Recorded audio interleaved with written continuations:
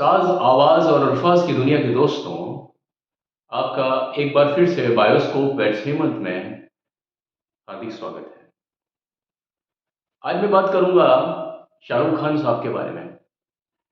हाल ही में उनका जन्मदिन गया है। वैसे तो इंसान का जन्मदिन हमेशा महसूस होता है जब तक वो जिंदा है। जन्म कोई पर्टिकुलर किसी एक दिन इंसान सांस नहीं लेता या उस दिन से ही लेना शुरू करता है, ऐसा नहीं है कि उसी दिन लेता है। इसलिए हम जन्म दिवस नहीं मना सकते, हम वो जन्म है तो पूरी जिंदगी। चलिए, इस फ़लसफ़े से बाहर अगर मैं आऊँ तो मैं शाहरुख खान के बारे में आपको कुछ ऐसी बात बताना चाहूँगा जो कि शायद थोड़ी आपको अलग लगे या आपको मालूम हो, लेकिन ठीक है। कई बार कुछ ऐसी बातें भी होती हैं जिन्हें हम बार-बार जानना चाहते हैं, अलग-अलग व्यक्तियों के ज़ुबान से, एक ही बात को, क्योंकि अंदाज़े-बयाँ सबका अलग होता है। शाहरुख खान, जिनका जन्म 1965 को हुआ था, उनकी जो दोस्ती थी, दिल दोस्ती, और उनके सबसे पहले जो दोस्त थे, वो उनके पिताजी। उनके पिताजी का नाम था मीर और वो पठान थे। 6 फुट 2 इंच उनकी हाइट थी। मैं आपको ये बताना चाह रहा हूँ कि शाहरुख खान के परिवार का क्या परिवेश क्या था, उनके घर का माहौल क्या था। उनका वही माहौल था जो कि एक मिडिल क्लास फैमिली के घर का माहौल होता है, हमें बताने की ज़रूरत नहीं है। जहाँ पर कॉम्प्रोमाइज़ेज़ भी होते हैं, जहाँ कुछ गरीबियाँ भी होती हैं। गरीबी को देखा भी जाता है, उसे महसूस भी किया जाता है। बच्चों से उस गरीबी के बारे में छुपाया नहीं जाता। अपने मुँह से नहीं बताया जाता, लेकिन बच्चा सारी चीज़ों को समझता है। गुज़श्ता बीते हुए वक़्त के साथ में बच्चा सब समझता है। बातों में, सच्चाई में क्या फ़र्क होता है। शाहरुख खान इस तरह के सेंसिटिव इंसान रहे हैं और उन्हें इस चीज़ का मलाल रहा कि 1991 तक, 1991 तक 10 साल के अंदर-अंदर उनके माँ और बाप, मरहूम उनके अब्बा और उनकी जो वालिदा थी, उनका इंतकाल हो गया। पहले उनके फ़ादर की डेथ हुई 1981 में और उसके बाद में 1991, 10 साल के अंतराल में उनकी माँ का इंतकाल हो गया। और जो शाहरुख खान हम फ़िल्मों में देखते हैं, वो उन दोनों के इंतकाल के बाद के शाहरुख खान हैं। लेकिन आप देखेंगे कि इस बात से उनकी ऊपरी पर्सनैलिटी में कोई फ़र्क नहीं पड़ा। लोग क्या कहेंगे, क्या नहीं कहेंगे, इससे मुझे कोई मतलब नहीं है। मुझे हिंदू-मुस्लिम से कोई मतलब नहीं है। मुझे सिर्फ़ इंसान और इंसानियत से मतलब है। शाहरुख खान अपने पिता से बहुत ज़्यादा इंस्पायर्ड थे। एक बच्चा अपने बाप को और एक बाप अपने बच्चे को किस तरीके से दोस्ती के साथ चलता है, जहाँ उम्र कोई भी बंधन नहीं रह जाती है, वो बीच का उनका जो समायोजन था, उस तरह से था। वो उसको कंधे पर भी बिठाते थे, उससे अपने सारी बातें शेयर करते थे, कहानियाँ सुनाते थे और सबसे बड़ी बात, उनके घर में कोई हिंदू-मुस्लिम वाली चीज़ नहीं थी। हिंदू कहानियाँ, पौराणिक कथाएँ, लोक कथाएँ उनके घर में चलती थी। उसी तरीके से हदीस और आपके कुरान, इसका भी चलन था। लेकिन कोई भी चीज़ कट्टरता के साथ में नहीं थी कि भई इंसान को पाँचों वक़्त का नमाज़ी होना चाहिए। ये उनके पिता की तरफ से कोई सीख नहीं थी। उनकी माँ फ़ातिमा, सब जानते हैं कि फ़ातिमा जो है वो एक अच्छी मैजिस्ट्रेट थी, जिनके संबंध इंदिरा गांधी जी के साथ में थे और वो स्पेशल मैजिस्ट्रेट नियुक्त थी जुवेनाइल कोर्ट में। शाहरुख खान जब पेशावर से जब आए, तो उसके बाद में दिल्ली में रहे, राजेंद्र नगर में। उनके पिताजी ने कई जगह पर अपने हाथ आज़माए, कई बिज़नेस में हाथ आज़माए, लेकिन अफ़सोस किसी भी बिज़नेस में वो कंटिन्यू नहीं हो पाया। फिर उन्होंने एक चाय की दुकान भी चलाई, शाहरुख खान के फ़ादर ने। और शाहरुख खान इन सब चीज़ों को जानते थे, समझते थे और शाहरुख खान बहुत ज़्यादा संवेदनशील बच्चे रहे हैं, बहुत अच्छे। जो कि अपने परिवार के अंदर ज़िम्मेदारी बहुत पहले से उठा लेते हैं। शाहरुख खान की एक बहन है, जिसमें करीब 6-7 साल का डिफ़रेंस है, उनकी बहन उनसे बड़ी रही है। आज वो शाहरुख खान के साथ में ही मन्नत में रहती है, क्योंकि जब से उनकी माँ का इंतकाल हुआ 1991 से, वो अपना दिमागी संतुलन, दिमागी तवाज़ुन खो बैठी हैं। तब से वो शाहरुख खान के साथ हैं। चलिए, शाहरुख खान की मैं आपको बचपन की कुछ बातें बताता हूँ। शाहरुख खान बड़े इंस्पायर्ड रहे हैं अमिताभ बच्चन से, उनकी फ़िल्मों से, परवरिश से और शोले फ़िल्म से। शोले के वो अक्सर गब्बर सिंह वाले डायलॉग अपने दोस्तों के बीच में सुनाते थे और उनसे ख्याति और उनसे तालियाँ बटोरते थे। राज कपूर की भी वो एक्टिंग करते थे, हाँ जी, हो जी, है ना? हाँ, इस तरह से करके गब्बर सिंह का तेरा क्या होगा कालिया। इस तरह की आवाज। क्या आपने ये बातें कभी सुनी है कि शाहरुख खान भी वही काम करते थे जिस तरह से जॉनी लीवर ने अपना कद बढ़ाया था, या मरहूम राजू श्रीवास्तव की तरह उन्होंने अपने अपनी जिंदगी अपने करियर की शुरुआत इसी तरीके से की थी। अपनी कॉलोनी के बीच में जो उनका एक एक थिएटर उन्होंने बनाया हुआ था अपने दोस्तों के साथ में, जहां पर पाउडर पैचेस और मेकअप का कोई ध्यान नहीं, कुछ नहीं। वो रामायण में जो रामलीला होती है उसका एक बेहतरीन पार्ट थे, और आपको मालूम होगा कि वो रामायण में किस चीज का किरदार करते थे। वानर सेना में वो काफी सारे वानरों में से एक वानर बनते थे हर बार, और उन्हें इस बात का एक लालच रहता था कि भाई लास्ट में कुछ खाने को मिलेगा, और कम से कम केले तो खाने को मिलेंगे, क्योंकि वानरों को केले दिए जाते थे। लेकिन इस चीज का फर्क उनके घर में किसी को नहीं था, इससे कोई फर्क नहीं पड़ता था। फातिमा और मीर आपस में पति पत्नी थे, और वो मुस्लिम मतलब कम्युनिटी को बिलोंग करते थे, इससे उन्हें कोई फर्क नहीं पड़ता था कि हमारा बेटा किस चीज के लिए अभिनय कर रहा है या कहाँ अभिनय कर रहा है। रात रात भर वो अपने यारी दोस्ती के साथ में बगल में ये काम करते थे। वो उनका एक फेवरेट पास टाइम था। पास टाइम के साथ में वो उनकी पर्सनैलिटी को बढ़ा भी रहा था, बना भी रहा था, और माँ बाप को इसमें कोई भी गलती नजर नहीं आती थी। और उनका अक्सर मेकअप भी ऐसा होता था कि पाउडर वाउडर लगा करके कुछ ऐसा करना, है ना, पाउडर और मेलोड्रामा और कुछ अजीब सा मेकअप। लेकिन उनका पूरा का पूरा ध्यान, और उनका और उनकी मंडली का जो ध्यान था वो इस तरह की चीज़ों में रहता था। उनका मेकअप ठीक है, वो एक मेकअप आप पंडरी जुमकर की तरह, दादा की तरह नहीं कर सकते हैं, लेकिन वो अपने तरीके से करते थे। और कई बार उनको उस एक्टिंग के लिए कभी 1 या 2 रुपए मिल जाते थे, और वो उनकी एक, जिसको जेब खर्ची होता है, वो जेब खर्ची के तौर पे कंसीडर हो जाती थी। इस तरह से उन्होंने, और वो अमिताभ बच्चन की फिल्म थी सत्ते पे सत्ता, उसके बड़े दीवाने थे, और उसमें जो बाबू का जो किरदार था, कि उसमें जो नेगेटिव कैरेक्टर है जो कि अमिताभ ने ही परिणत किया उसमें, जिसमें साउंड आता है पीछे से अच्छी सी, तो उसमें जो बाल जो सफ़ेद किए थे अमिताभ ने, वो तो चलिए एक अलग चीज़ थी, लेकिन ये भी अपना उस तरह का गेटअप करते थे, टैल्कम पाउडर लगाते थे बालों के अंदर, और वो अमिताभ से ये बहुत ज़्यादा इंस्पायर्ड है अपनी लाइफ में, बहुत ज़्यादा। और ये चीज़ उन्होंने अपने इंटरव्यू में और अमिताभ के सामने भी इन्होंने कई बार बोलने की, मतलब बोले कई।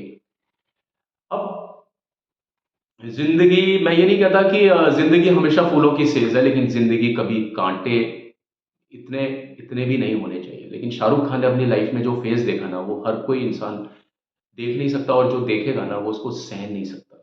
और सहन भी करेगा तो वो उस तरह से दर्शा नहीं सकता है कि जिस तरह से शाहरुख खान ने दर्शाया।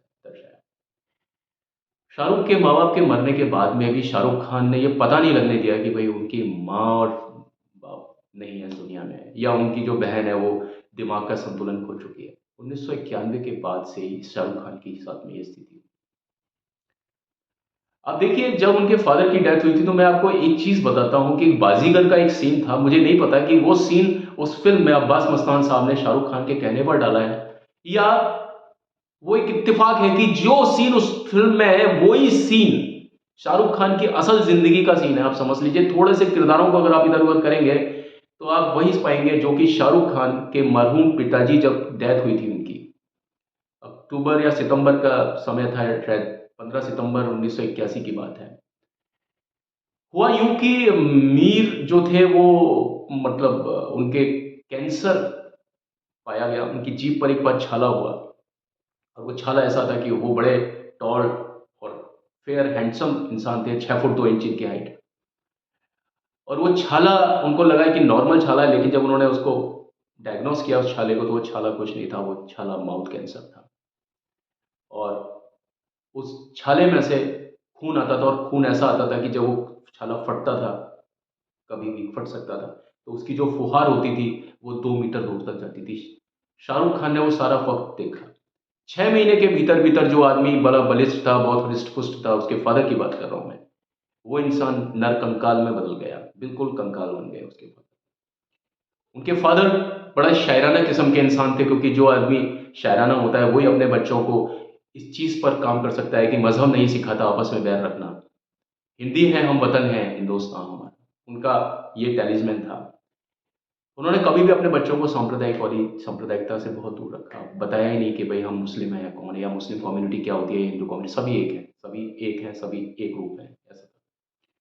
तो वो अपनी कलम से भी यही जादू बिखेरा करते थे, लोगों के बीच में यही संदेश पहुँचाया करते थे। मीर, उनका मैं बात करता हूँ। उनका वो प्रोफ़ेशन नहीं था, लेकिन उनका वो एक शौक था लिखना। उनके हाथों में अब उतनी ताकत भी नहीं थी कि वो कँपकँपाती उँगलियों से ही सही लेकिन कुछ लिख सकें। वो शाहरुख खान को इशारों की बातों से समझाते थे। आप समझ रहे हैं ना कि जब भगवान किसी को देता है, तो किस-किस इशारों से देता है। कहाँ देखिए वो रामायण में इस तरह के बंदर का पाठ करते थे, तो ये उनके अभिनय की शिक्षा थी। और ये मूक शिक्षा उनकी कब शुरू हुई? जब उनके फ़ादर की डेथ होने से पहले। तो उनके फ़ादर के साथ में उनकी जो संवाद अदायगी होती थी ना, वो शब्दों से नहीं होती थी, वो सिर्फ़ इशारों से होती थी। और उस इशारों को शाहरुख खान ने पर्दे पर भी परिणत किया है। बीच में मैं एक बात भूल गया, शाहरुख खान साहब मुमताज़ जो हमारी एक्ट्रेस रही हैं, वेटरन एक्ट्रेस, उनकी बड़ी अच्छी नकल करते थे। उनके चलने की, मटकने की, कुछ इस तरह की अदाएँ उनकी। शाहरुख खान लड़की का लिबास भी अच्छा पहनते थे, होठों पर लिपस्टिक लगाना, ये लगाना। ये आपने देखा होगा शाहरुख खान की जो चाल है, वो वेटरन एक्ट्रेस मुमताज़ से काफ़ी मिलती है। इस बात को आप नोटिस कीजिएगा। क्योंकि कहीं न कहीं वो चिन्ह बाकी रह जाते हैं। हम चाहे कितना ही कोशिश करें उन पुरानी चीज़ों से बचने की, लेकिन आज मैं जो हूँ या आज आप जो है ना, आप वही हैं जो आप कभी बचपन में थे। ठीक है? तो मैं बात करता हूँ दोबारा से मीर साहब की। तो मीर साहब को जो छाला था, वो छाला नहीं था, वो कैंसर था। और बीते वक़्त के साथ में शाहरुख खान ने अपने पिता को तिल-तिल मरते हुए देखा, एक-एक समय पर, लेकिन उसने हिम्मत नहीं छोड़ी। उसको मालूम था मेरे फ़ादर जो हैं वो सुपरमैन से कम नहीं है। वो अपने फ़ादर को, हर बेटा अपने बाप को सुपरमैन मानता है। मेरा बेटा भी मुझे अब सुपरमैन मानता है, लेकिन मैं जानता हूँ मैं कितना बड़ा सुपरमैन हूँ। मौत के आगे कोई सुपरमैन नहीं होता। लेकिन शाहरुख खान का मौत के ऊपर भी उतना विश्वास नहीं था जितना अपने पिताजी और उनके जो माहौल था ना, पॉज़िटिविटी इतनी थी उनके मन में और उनके परिवार में कि उन्हें नहीं लगता था कि मेरे पिता को कोई मौत नाम की चीज़ छू भी सकती है। लेके जाना तो दूर की बात है, लेकिन ऐसा हुआ। शाहरुख खान क्योंकि कीमोथेरेपी वगैरह का कुछ चलता था, वो आपको मालूम है जब सिटिंग्स होती हैं कैंसर पेशेंट की तो इसी तरीके से होती है। तो लेकिन प्रॉब्लम क्या होता है कि जब कोई ट्रेजेडी होने वाली होती है ना, आप देखिएगा तो उसमें एक विराम आता है। राजू श्रीवास्तव के साथ में भी ये था कि हमें लगा था कि यार राजू श्रीवास्तव अब ठीक हो रहे हैं। लेकिन अक्सर मैंने नोट किया है कि जब इंसान ठीक होने की कगार पर आता है ना, उसके बाद में ही बुरी खबर आती है। सम के बाद में ही एकदम विषम हो जाता है। तो ये चीज़ आप देखिए। शाहरुख खान के पिता के साथ में कीमोथेरेपी वगैरह सारी चीज़ हो रही थी, हॉस्पिटल से भी उनको थोड़ा रिलीफ़ किया गया था, लेकिन हाँ, उनकी proper sitting Safdarjung hospital Delhi में होती थी क्योंकि वो राजेंद्र नगर और यहाँ से बड़ा ही परिवार आपके किराए पर रहते थे, आपको मालूम होगा ये सारी चीज़ें। तो एक बार उनकी रात के समय उनका पास में फ़ोन आता है जब उनके पिताजी सही हो गए, लेकिन वो एक बार सफदरजंग हॉस्पिटल में एडमिट कराना पड़ा। तो रात के समय करीब 2 बजे फ़ोन आता है, उसी दिवस शायद 15 सितंबर तो 1981 की बात है कि भई आपके पिताजी मरहूम हो गए हैं और आप आ जाइए। अब देखिए फ़ातिमा जो है माँ, उन्होंने सीने पर पत्थर रख कर के वो रोई भी नहीं अपने बच्चों के सामने। शाहरुख खान को ये तक नहीं पता लगने दिया कि उनके अब्बूजान का इंतकाल हो गया। बस यही कहा कि अब्बूजान तुमसे मिलना चाहते हैं। रात के 2 बजे अब्बूजान आपसे मिलना चाहते हैं। काश कि शाहरुख खान थोड़े बड़े होते। उस समय शाहरुख खान की उम्र मुश्किल से 15 साल थी। बस 15 साल में 2 महीने बाकी थे, 2 महीने के बाद में उनको अपना जन्मदिन मनाना था इस तरह से कुछ। 2 महीने का कुछ इस तरह से था। तो आप देखिए कि ज़िंदगी कहाँ-कहाँ पर लेकर के जाती है एक छोटे से बच्चे को, और वही सीन मैं आपको बता रहा हूँ बाज़ीगर में भी आया है। पता नहीं वो इत्तेफ़ाक़न आया है या कुछ कंसल्ट किया था तब आया। शाहरुख खान जब हॉस्पिटल में पहुँचे तो उन्होंने अपने पिता को देखा तो पिताजी एक जनरल वार्ड में लेटे हुए थे, बहुत ज़्यादा बदबू मार रही थी वार्ड के अंदर, जैसा कि हमारे सरकारी हॉस्पिटल्स में होता है। और वो समय बहुत पुराना था 1981 में, उस समय इतने ज़्यादा इक्विपमेंट्स कुछ नहीं होते थे। कैंसर के लिए क्या, टीबी में भी इंसान मर जाता था, ट्यूबरक्लोसिस में भी इंसान चला जाता था। तो उसने अपने बाप को देखा, अपने अब्बूजान को देखा, अपने गॉड को देखा, और जिनके कंधे पर और यारी दोस्ती चलती थी उनके बीच में, डिशुम-डिशुम चलती थी, आज वो अपने उस पिता को जाते हुए देख रहा है। लेकिन वो घबराया नहीं, उसको मालूम था मेरे पिताजी नहीं जा सकते, मेरे पिता सुपरमैन है, सुपर हीरो है, सुपर हीरो कभी भी नहीं जाता। किसी कॉमिक्स से कोई सुपर हीरो कभी आउट नहीं हो सकता, ना वो कभी बूढ़ा हो सकता है। कितने ही सुपरमैन हैं, चाहे शक्तिमान हो, चाहे कोई भी हो, सुपरमैन हो, चाहे स्पाइडरमैन हो, चाहे ही मैन हो, कभी भी बूढ़े नहीं होते। लेकिन शाहरुख खान के पिता उससे अलविदा ले ले लेते। शाहरुख खान ने अपने पिता के हाथ पैरों को रगड़ना शुरू किया जब उनको लगा कि पिताजी बेसुध हैं। हाथ पैरों को रगड़ा उसको, और उससे पहले जब कार चलाने की जब बारी आई, तो माँ ने पूछा कि जब वो घर के लिए निकल रहे थे, हॉस्पिटल के लिए निकल रहे थे, सॉरी, शाहरुख खान की माँ ने पूछा कि ये तुम्हें कार चलाना किसने सिखाया और कब सीखे तुम? तो शाहरुख खान का जवाब था कि मैं कार चलाना अभी सीखा, अभी, अभी। यानी पहली बार उन्होंने स्टीयरिंग व्हील पर हाथ तभी लगाया जब वो अपने पिता को मिलने के लिए जाते थे सफदरजंग हॉस्पिटल। तो ट्रेनिंग उनकी उसी समय थी, यानी रिहर्सल भी वही था और फाइनल भी वही था। और यही चीज़ शाहरुख खान अपनी फ़िल्मों में करते हैं कि कई बार उनका रिहर्सल ही फाइनल टेक होता है। तो आप देखिए, ज़िंदगी से आदमी डायरेक्टली और इनडायरेक्टली दोनों तरीके से सीखता है, हर पल सीखता है।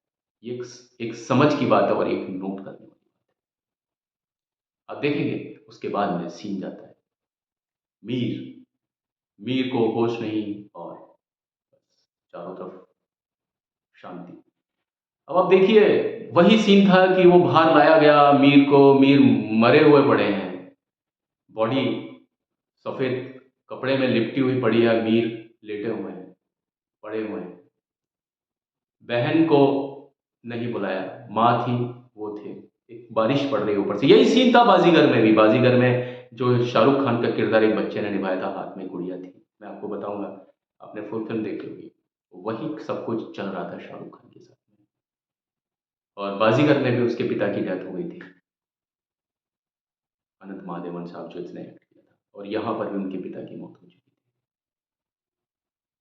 तो शाहरुख खान ने वो ज़िंदगी का वो दौर देखा है सिर्फ़ 15 साल की उम्र से पहले। उन्होंने अपने पिता को अपने सामने जाते हुए देखा है, हॉस्पिटल का वो नज़ारा देखा है, कैंसर की वो कीमोथेरेपी देखी है, अपने पिता को जवान से बूढ़ा होता हुआ देखा है, पृष्ठ-पुष्ठ से कंगाल बनते हुए देखा है।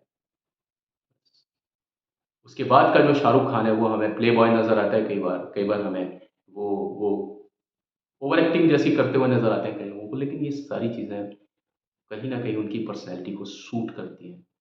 ये उनकी शख्सियत का हिस्सा है। इसमें कोई गलत या सही का आकलन नहीं है, लेकिन लोगों ने अगर उन्हें पसंद किया है तो कुछ तो बात होगी, कुछ तो बात होगी। रुखसाना को बताया नहीं गया, उनकी बहन को, उनकी जो बहन है, उनको नहीं बताया गया काफ़ी समय तक। लेकिन उसमें भी एक फ़िल्मी सिचुएशन थी कि रुखसाना को जब बताया गया बाद में, जब पिताजी जब घर पर आ गए, तो वो सीन था जैसे कि फ़िल्म शोले में ठाकुर जब लौटता है अपने घर पर तो उसको पता नहीं होता कि 4-5 लोग घर के निपट चुके हैं। वो जब अपने घर पर आता है तो हाथ में खुशियों की सौगातें लेकर के आता है, लेकिन जब आता है तो वो गिर जाते हैं सारी चीज़ें। रुखसाना भी अपने मरहूम अब्बूजान को देख कर के गिर गई और उसके बाद से दिमागी तवज्जो खो बैठी और आज तक भी वो उसी स्टेज में है, स्टेज में। तो ऐसा भी होता है लोगों के साथ में, और शख्सियत का दूसरा रुख ये भी है, दूसरा पहलू ये भी है। शाहरुख खान हमेशा ही वो नहीं है जिस तरह की चीज़ों से वो गिने जाते हैं। शाहरुख खान वो भी हैं, उनकी लाइफ़ का एक एक पहलू है। लेकिन उन्होंने मुश्किलों को और ये हालातों को इतना ज़्यादा देखा है कि वो फेलियर्स को, गरीबी को एक कर्स मानते हैं, एक दुर्घटना मानते हैं। वो कहते हैं दुर्घटना होती है लेकिन उस दुर्घटना से हमें सबक लेना चाहिए। ज़िंदगी में हमेशा हमें अचीव करना चाहिए। अगर हमें खुशी की ज़रूरत है, खुशी के साथ में हमें पैसे की ज़रूरत है, तो पैसा इंसान के पास होना चाहिए, गाड़ी होनी चाहिए, एक अच्छा लाइफ़स्टाइल होना चाहिए। इंसान को संत की तरह अपनी ज़िंदगी नहीं जीनी चाहिए। क्यों? क्योंकि ये जो चीज़ होती है कई बार समझौते का ही पर्याय होती है कि हम कहते हैं हमें कुछ नहीं चाहिए, क्योंकि हम ज़िंदगी से हट गए हैं, इसलिए शायद हम ये बात बोल रहे हैं। लेकिन चलिए, बात अगर आपकी ज़िंदगी तक रुकती है तो अच्छी बात है, लेकिन ये चीज़ जब आपके बच्चों पर जाती है कि बच्चा भी अपने माँ-बाप को टूटता हुआ देखता है, तो बच्चों में भी ये चीज़ ट्रांसफ़र होती है। इसलिए शाहरुख खान कहते हैं कि कम में गुज़ारा मत करो, ज़िंदगी में महत्वाकांक्षी बनो। क्योंकि शाहरुख खान ने ये सबक अपनी ज़िंदगी से सीखा है, किसी फ़िल्म की स्क्रिप्ट से नहीं। आज के लिए बस इतना ही। मैं हेमंत कुमार आपसे इजाज़त चाहता हूँ। आपसे फिर मिलते हैं। भगवान करे आप सभी को लंबी और अच्छी आयु मिले। Thank you, have a nice day.